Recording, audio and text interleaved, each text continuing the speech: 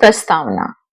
जिस प्रकार हम अपने विचारों को बोलकर व्यक्त करने के लिए किसी भाषा का उपयोग करते हैं, उसी प्रकार उस भाषा को लिखकर दिखाने के लिए हमें एक लिपि की आवश्यकता होती है।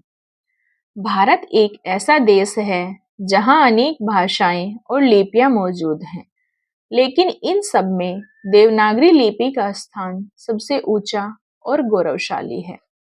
देवनागरी केवल हिंदी की ही नहीं, बल्कि भारत की अन्य प्रमुख भाषाओं की भी आधिकारिक लिपि है। हमारे संविधान में भी इसे देश की मुख्य लिपि के रूप में स्वीकार किया गया है। इतिहास और नामकरण। देवनागरी लिपि का इतिहास हजारों साल पुराना है। इसका विकास प्राचीन भारत की ब्राह्मी लिपि से हुआ है। ब्राह्मी लिपि से ही आगे चलकर गुप्त लिपि और फिर नागरी लिपि का जन्म हुआ। देवनागरी लिपि नाम के पीछे कई रोचक मान्यताएं हैं। ऐसा माना जाता है कि प्राचीन काल में देवों के नगरों में उपयोग होने के कारण इसका नाम देवनागरी पड़ा। इसे नागरी नाम से भी जाना जाता है। संवैधानिक महत्व। भारतीय संविधान सभा ने 14 सितंबर 1949 को जब हिंदी को देश की राजभाषा के रूप में स्वीकार किया, तब उसके साथ देवनागरी को भी भारत की आधिकारिक लिपि का दर्जा दिया गया। हमारे संविधान के अनुच्छेद 343(1) में साफ साफ लिखा है कि संघ की राजभाषा हिंदी होगी और उसकी लिपि देवनागरी होगी। यह गौरव मिलने के बाद देवनागरी हमारे राष्ट्रीय प्रतीकों की तरह ही देश की एकता का एक मजबूत जरिया बन गई। वैज्ञानिकता और विशेषताएं। देवनागरी लिपि को दुनिया की सबसे वैज्ञानिक और व्यवस्थित लिपि माना जाता है। इसकी कुछ मुख्य विशेषताएं इस प्रकार हैं। जैसा बोलना वैसा लिखना।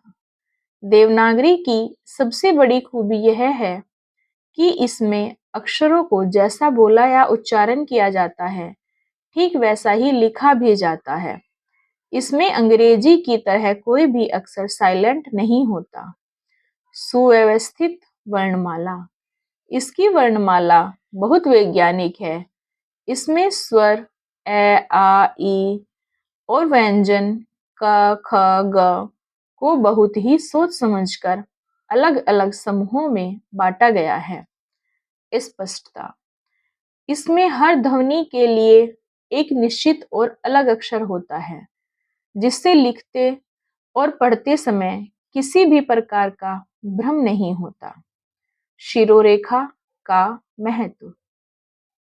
देवनागरी में लिखे जाने वाले शब्दों के ऊपर एक सीधी रेखा खींची जाती है, जिसे शिरोरेखा कहते हैं।